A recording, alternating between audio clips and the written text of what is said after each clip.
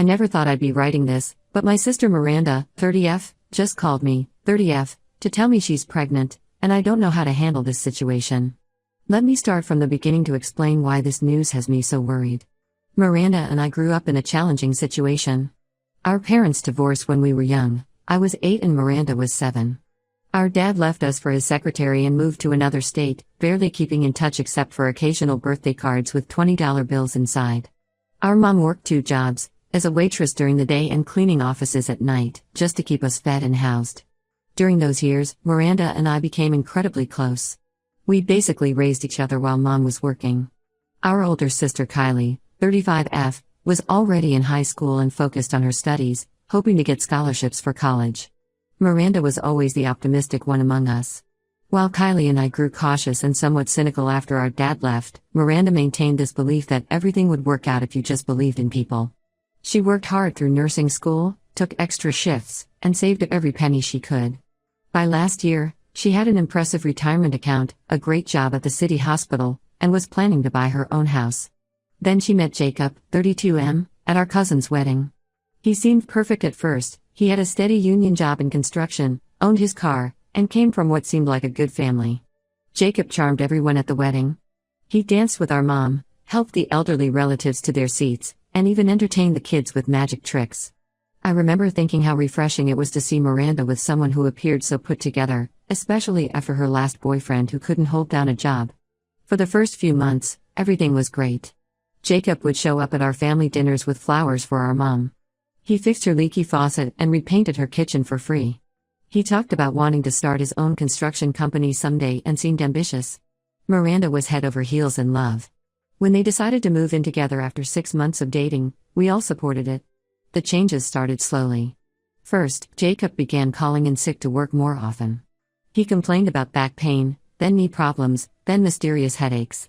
Miranda, being a nurse, was naturally concerned and took him to different doctors. But they never found anything seriously wrong. Still, Jacob insisted he was in too much pain to work. His union job protected him from getting fired, but they stopped paying him after his sick leave ran out. At our family Christmas gathering, Miranda confided in me that Jacob hadn't worked in over a month. She was picking up extra night shifts at the hospital to cover their rent and bills. Jacob promised he'd get better and go back to work, but instead, he spent his days playing video games and browsing YouTube. He stopped coming to family events, claiming he didn't feel well enough. When he did show up, he'd just lie on the couch and complain about his various aches and pains. Things got worse when Miranda discovered Jacob's financial secrets. She was cleaning their apartment one day and found a stack of unopened letters from the IRS. It turned out Jacob owed significant back taxes in both Ohio and Pennsylvania. He had worked in both states but never filed his returns. Even more concerning, he had been receiving his father's pension payments without reporting them as income. When Miranda confronted him about this, Jacob broke down crying, saying he was ashamed and promising to fix everything if she just gave him time. Our sister Kylie, who works as a financial advisor, tried to warn Miranda. She noticed how Jacob always had excuses for why he couldn't provide his financial documents when they applied for their apartment lease. Kylie offered to help Jacob set up a payment plan for his taxes, but he always found reasons to postpone their meetings. She told Miranda that his behavior showed classic signs of financial manipulation, but Miranda defended him, saying Kylie was just being overprotective. Last month, Jacob spent $3,000 on new gaming equipment using their shared credit card. When Miranda asked him to return it, he claimed he needed it for his mental health and that gaming was his therapy. Miranda had to borrow money from our mom just to pay their utility bills. She finally gave him an ultimatum, 60 days to get a job and start contributing, or he would need to move out. Yesterday, Kylie called me with the news that Miranda is pregnant. Apparently, Jacob is ecstatic about it. He's suddenly talking about being a father and how this baby will give him the motivation he needs to turn his life around. According to Kylie, he's making all sorts of promises about finding a job and fixing his financial problems. Miranda seems to believe him completely. I avoided Miranda's call last night, using my son's bedtime as an excuse. But I know she'll try again, and I have no idea what to say to her. How do I tell my sister that she's making a huge mistake? That Jacob isn't going to magically become responsible just because there's a baby? That she'll end up being a single mother while also supporting a grown man? Our mom is devastated. She knows firsthand how hard it is to raise children alone while struggling financially. She's afraid Miranda will end up in the same situation she was in after our dad left. Kylie is furious and wants to stage an intervention before Miranda's life is completely ruined. But I'm torn between being supportive and telling her the harsh truth about her situation. I feel like I'm watching a car crash in slow motion, and I can't do anything to stop it. Miranda had everything going for her, a great career, substantial savings, and plans for her future. Now all her money is going toward Jacob's debts and basic living expenses.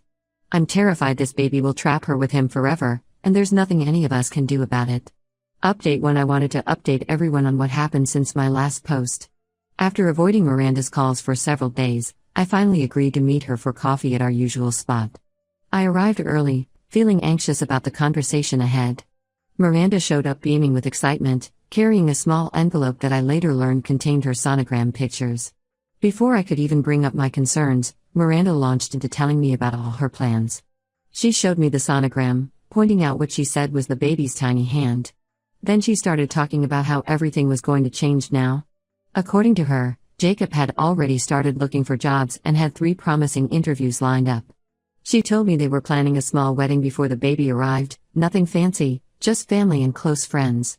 I tried to stay supportive while gently voicing my concerns about Jacob's unemployment and debt situation. That's when Miranda revealed something that made my blood run cold. She had completely emptied her retirement account to pay off Jacob's tax debt. She said she did it because she didn't want their baby to have a father with financial problems, and Jacob had promised to pay her back once he started working again. The retirement account had over $50,000 in it, money she'd been carefully saving since she started her nursing career. My hands were shaking so badly I could barely hold my coffee cup. I called Kylie as soon as I left the cafe. When I told her about the retirement account, she completely lost it. Kylie works in finance and immediately calculated that Miranda would lose about 40% of that money just in penalties and taxes for early withdrawal. Plus, she'd be missing out on years of compound interest. Kylie immediately called our mom, who decided to confront Jacob directly. Mom drove to their apartment that afternoon, completely furious. Jacob was home, as usual, playing video games in his pajamas at 2 p.m. According to Mom, when she started questioning him about the retirement money, Jacob got defensive and told her to stay out of their business. He claimed he never asked Miranda to pay his debts and that she did it on her own because she loved him. But the real shock came when Mom started asking about his father's pension. Jacob got flustered and started giving conflicting stories about when his father died and what state it happened in. Mom's suspicions were raised, so she did some digging. It turned out Jacob's father wasn't dead at all, he was very much alive and living in Florida with Jacob's stepmother. Jacob had somehow been forging documents to collect pension payments that weren't his. When Mom threatened to report him for fraud, Jacob completely changed tactics. He called Miranda at work and told her that our family was trying to destroy their happiness because we were jealous of their relationship. He convinced her that we couldn't stand to see her happy with someone who wasn't as successful as we wanted. Within days, Miranda had blocked all of us on social media and changed her phone number. The only updates we got were through her friend Lisa, who still worked with her at the hospital. Lisa told us Miranda had quit her full-time nursing position because Jacob convinced her the stress wasn't good for the baby. She took a part-time position at a small clinic instead, making less than half her previous salary. Kylie tried reaching out to Jacob's family, hoping they might be able to talk some sense into him. That plan backfired spectacularly. His mother turned out to be just like him. She defended Jacob completely, saying he had always been a sensitive soul who needed extra support. She suggested our family was too materialistic and that we were trying to impose our values on Jacob and Miranda. She even said Miranda was finally with someone who appreciated her for more than her paycheck, completely ignoring the fact that Jacob was living off Miranda's money. According to Lisa, things have gotten even worse at their apartment. Miranda has been selling her designer bags and jewelry, items she had carefully collected over years of hard work, just to cover their rent because Jacob still hasn't found a job. He's now claiming he's going to start a YouTube gaming channel that will make them millionaires, but so far he's just spending Miranda's money on expensive gaming equipment and editing software. The hardest part is knowing my sister is completely alone now. She's 12 weeks pregnant, working reduced hours, supporting a grown man, and has cut off everyone who truly cares about her. Kylie wants to report Jacob's pension fraud to the authorities, but Mom is afraid it would only stress Miranda out and potentially harm the baby. Plus, we're all worried it would just push Miranda further away and convince her that we're trying to ruin her life. I feel completely helpless. Every time we try to help or point out Jacob's manipulation, he manages to twist it around and make us look like the bad guys.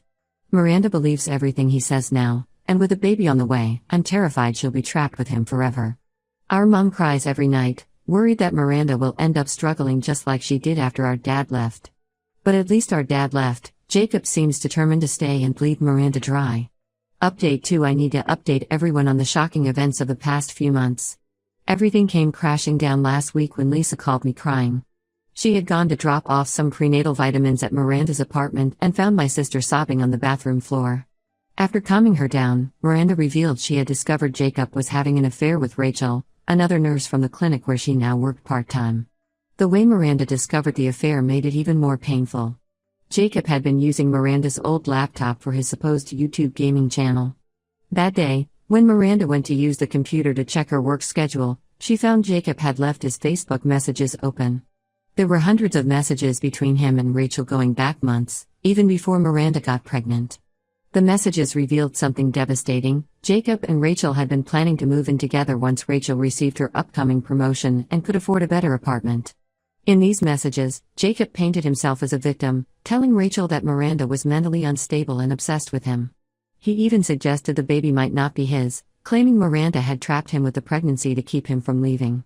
When Lisa arrived, Miranda finally broke down and shared everything that had been happening. The real reason Jacob wanted her to quit her full-time nursing job wasn't about pregnancy stress, it was because her co-workers at the hospital had started warning her about seeing him around town with another woman. He convinced her to take the clinic job where Rachel worked so he could keep an eye on her while pretending to be a concerned partner. The financial situation was even worse than we thought. Jacob had been steadily stealing from Miranda's checking account. He started with small amounts, $20 here, $50 there, but grew bolder as Miranda became more distracted by the pregnancy. He'd tell her he needed money for job interview clothes or transportation to interviews, but the messages showed he was spending it on dates with Rachel. When Miranda confronted Jacob about Rachel, his reaction was chilling. He didn't even try to deny it. Instead, he turned it around and blamed Miranda, saying her constant nagging about finding a job had pushed him away. He claimed Rachel understood him better and didn't try to change him. That night, he packed a bag and left, saying he needed space to think. Miranda later learned from a mutual friend that he had moved in with Rachel, who lived just 3 blocks from their apartment. Kylie drove over as soon as she heard what happened. While helping Miranda sort through papers, she found a drawer full of overdue bills in Jacob's desk. He hadn't paid any utilities in months, despite Miranda giving him money for them. Even worse, Kylie discovered several payday loan documents in Miranda's name that she had never signed. Jacob had been forging her signature to borrow thousands of dollars at outrageous interest rates. The final blow came when Miranda checked their joint account and found regular transfers to Rachel's Venmo, money that was supposed to be for the baby's expenses. Miranda had been putting aside money each month for baby furniture and supplies, but Jacob had been sending it to Rachel with messages like "for our future." I moved in with Miranda temporarily to help her deal with this mess. Kylie is working with her lawyer friend to document all the fraud and forgery.